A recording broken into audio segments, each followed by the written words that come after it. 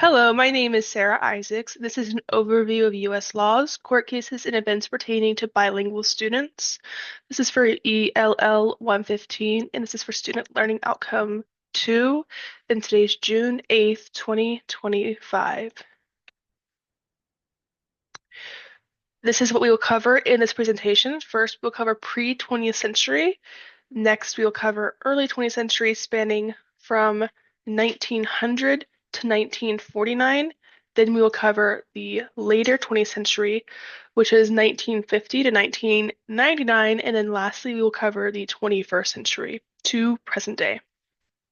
So first, again, this is pre-20th century. And the first occurrence in this time period is in Ohio in 1939. Ohio became the first state in the nation to enact a bilingual education law in 1839. This law stated that at the parents' request, their child or children could have German English instruction. Um, this made waves in the country, and other states such as Louisiana and New Mexico followed with similar laws. The motivators behind this law was the large German population in Ohio, and this allowed for students to be educated in their mother tongue. And the picture on the screen on the slide is a classroom around this time period. The second occurrence pre-20th century is the Bureau of Indian Affairs. In the 1880s, the Bureau of Indian Affairs sought to educate Native Americans. However, in this, they tried to get rid of their culture. Quote, the U.S. government had actively imposed the use of English among Native Americans in the incorporated territories of the Southwest. By the 1880s, the Bureau of Indian Affairs implemented a policy of forced Anglicization for Native Americans, sending Indian children to boarding schools. Such policy did not succeed in eradicating the children's native languages, but it did instill in them a sense of shame that guaranteed the exclusive use of English for future generations. End quote. This was obviously not a step in the correct direction and hurt these cultural groups. And here we have the seal of the Bureau of Indian Affairs. And the other picture is one of the schools that the children would be educated in. Obviously, this picture is newer and the school is no longer in use. The next act to speak of for this time period is the Bennett Act. In 1889 in Wisconsin, the Bennett Act was created stating, quote, children ages 8 to 14 in both public and private schools must be instructed in English in the three R's, reading, writing, and arithmetic, and American history, end quote. This was a part of the push for Americanization by Governor William Dempster and a speech he gave in 1889. Due to the speech he gave in 1889, this actually led Assemblyman Michael John Bennett to create legislation which is called the Bennett Act. Um, there was a reaction to this by the immigrant communities due to the Catholic ties of the act because Assemblyman Michael John Bennett was Catholic, where the immigrants were commonly German Catholics and Lutherans, so they did not agree upon the items within the act because of the differences in religion. And here is a picture of Governor William Dempster at that time. Next, we have the early 20th century. The first thing for the early 20th century was the Nationality Act, which happened in 1906. In 1906, the Nationality Act was passed under President Theodore Roosevelt, who had strong feelings on Americanization and agreed with policy that only English should be used in the classroom. The Nationality Act, quote, made the ability to speak English a requirement for naturalization, end quote. This hurt the immigrant community and in turn also hurt bilingual students by not allowing languages other than English to be used in the classroom and not allowing the naturalization of those who did not speak English. There was little hope. And the Americanization was on the rise as well due to this, meaning to be a good citizen, you must speak English. Again, as we can see here, this hurt a lot of students and immigrants to the country because they were not given the opportunity to even learn English because of this. And here we have the bill, a picture of the bill, and we also have President Theodore Roosevelt himself. The next thing in this time period is the Supreme Court case of Meyer v. Nebraska, which happened in 1925. The Supreme Court decision, Meyer v. Nebraska, the issue was that a teacher taught a 10-year-old German, and the teacher was convicted of violating a state law that prohibited the teaching of any other language besides English. The primary holding of the Supreme Court is that the state cannot prohibit teaching children languages other than English. Those who are for the majority from the Supreme Court include James Clark McReynolds, William Howard Taft, Joseph McKenna, Oliver Wendell Holmes Jr., Willis Van Devanter, Louis Dimbitz Brandeis, Pierce Butler, Edward Terry Stanford, and George Sutherland.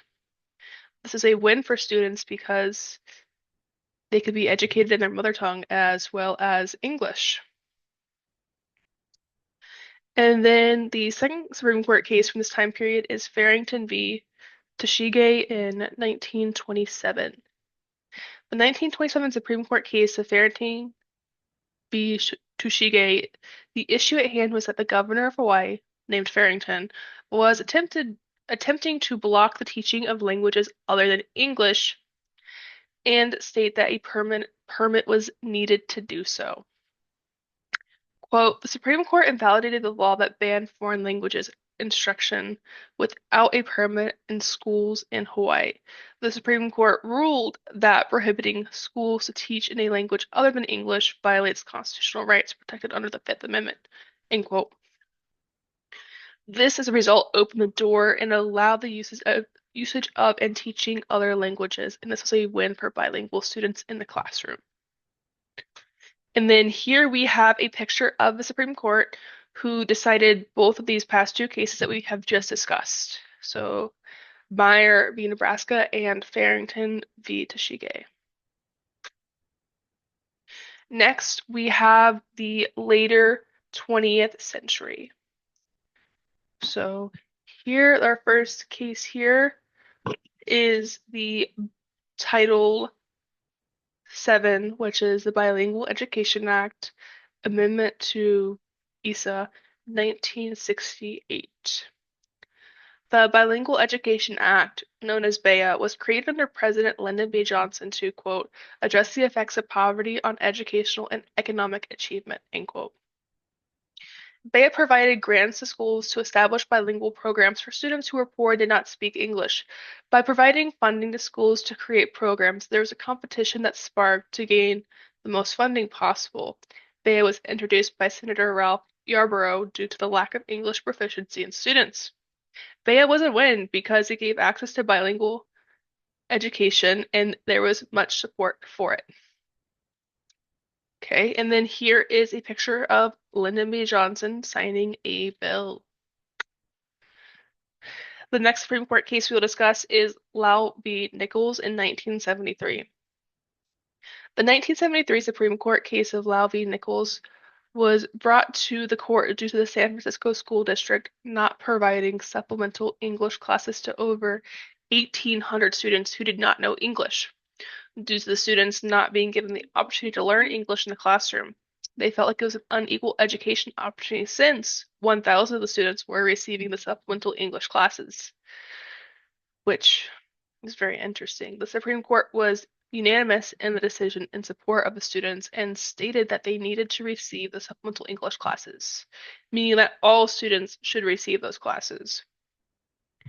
Advocates of this case include Edward H. Steinman, a public interest attorney who helped the students fight for their rights, including Lau. This case was a win for bilingual students so that all would receive the opportunity to take supplemental English classes. And then here is a picture of the Supreme Court in 1973 that did decide Lau v. Nichols.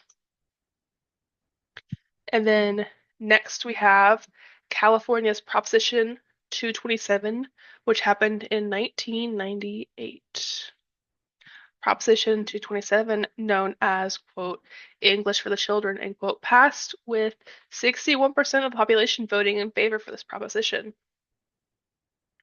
The proposition required, well, quote, required that public school instruction be conducted in English in California. The ballot initiative required that limited English proficient, otherwise known as LEP students, be educated through sheltered English immersion during a temporary transition period not normally intended to exceed 1 year, end quote. Supporters of this legislation included Alice Calgahan, Ron Untz, and Fernando Vega. This created a struggle in the school system due to the proposition only giving students 1 year to learn English and then be a part of a general education classroom. The goals were far reached and not a possibility for many students who did not know English. In other words, this proposition required students to learn English by only using English and not allowing their native and cultural languages to be included in the classroom. Due to this, it was hard to make good contact and good conversation with the students so they could even learn English to begin with. And here is a picture of people who are walking to protest the proposition. And the sign over here states that language is a human right. And lastly, we have the 21st century. The first thing we'll talk about for the 21st century is Arizona's Proposition 203, which happened in 2000. This proposition, known as English for the Children, passed with 63% of the constituents in support, similar to the earlier California proposition, and also backed by Ron Unz. This proposition, quote, requires public school instruction to be in English rather than bilingual programs. Intensive 1 year English immersion program to teach English as quickly as possible while teaching academic subjects, waiver provisions for children who know English, are 10 years or older, or have special needs, permits, lawsuits by parents and guardians, end quote. Again, this proposition did not help English language learners learn English and instead hinder their progress and hinder them due to the short time they are given to learn English. Currently in Arizona, this proposition is still in effect and has not been able to be repealed even through much effort. And here is a sign talking about Proposition 203 and why you should vote no on it. Next, we have the Seal of Biliteracy in California, which occurred in 2011. In 2011, California was the first state to use the Seal of Biliteracy on high school diplomas. The Seal of Biliteracy was, quote, established to recognize high school graduates who have attained a high level of proficiency in a second language, end quote. This was done through Assembly Bill number A15 and provides requirements to gain the seal, such as a 3.0 GPA and an AP score of 3 or an IB score of 4 for that language. The implementation of the seal was widely accepted across the state and championed by politicians due to the English requirements. For bilingual students, this is another win because as a result of the other states have adopted seals by literacy as well. And the seal can help students receive jobs where they're needed to speak two languages. And here we have the Seal of Biliteracy from their website. And next we have California's Proposition 58, which happened in 2016. Proposition 58, known as the California Non-English Languages Allowed in Public Education Act, was created to repeal Proposition 227, which was discussed earlier in this presentation and occurred in 1998. Proposition 58 was created by Senator Ricardo Lara and passed with 73% approval. This proposition specifically repealed the English-only immersion requirements and instead, well, Proposition 227 required English learners to take 1 year of intensive English instruction before transitioning to English-only classes, end quote. This is a big win for bilingual education in the state as the English-only requirements were repealed and allowed for 1 year for students to learn English with the assistance of their own language. As a result, this gives students a better chance for success. And here is a poster used when they were going to vote on the legislation. And here are my references for this presentation. And thank you.